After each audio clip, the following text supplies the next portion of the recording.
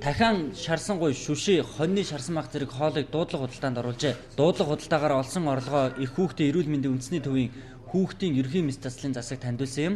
За энэ удаагийн шар харигны баярын үеэр шар харигны дуудлага худалдаанд Солонго гэх эмэгтэй гахаан шарсан махыг 1 сая төгрөгөөр худалдан авч өөрийн хандив тусламжийг сайн үйлсийн үйл ажиллагаанд өргөсөн байна.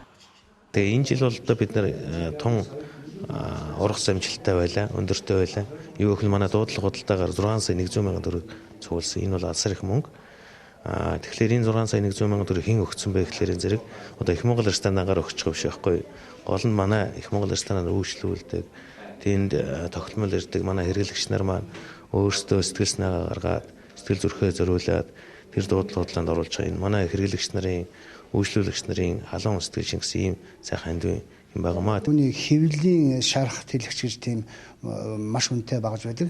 Тэнд тодорхой хэмжээний хувь нэмэр болно. Бид нар тийм багж авах захиалга өгч гсэн байгаа. Тэгээд энийг авнаа. Хамгийн гол чухал юм юу гэхээр өнөөдөр манай Монгол улсын ирээдүйн үр хөвгтүүд өнөөдөр өвчин золонтой одоо ямар нэгэн одоо гажиг нөлөө ч юм уу тийм ээ тэр бүгдийг эмчлэн гэдэг утгаар нь би сая төргсөн шүү. Тэрнээс та нараас ганцхан гахаатай голно гэж бити бодоорой. Ийхүү Их Монгол ресторан нь уг үйл ажиллагааны үеэр нийт 6 сая 100 мянган төгрөгийг цуглуулан их хүүхдийн эрүүл мэндийн үндэсний төвийн хүүхдийн мэс заслын тасагт хандивлав. Их Монгол ресторан жил бүрийн шар харигны баяраараа дуудлага худалдаа явуулж олсон орлогоо хүүхдийн төлөө үйл ажиллагаанд зарцуулдаг юм. За зарчрам сонирхолтой шар харигны баярыг Их Монгол ресторан 2005 оноос хойш зохион байгуулсаар иржээ. За энэ жилийн хувьд 11 дахь удаага амжилттай зохион байгуулагдсан юм а.